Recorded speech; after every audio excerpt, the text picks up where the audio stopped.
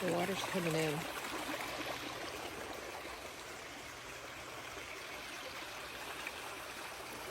So this is an irrigation ditch that a lot of our neighbors use on ranches and fields and orchards and stuff to water, but we're organic, so we don't use it. We just use well water.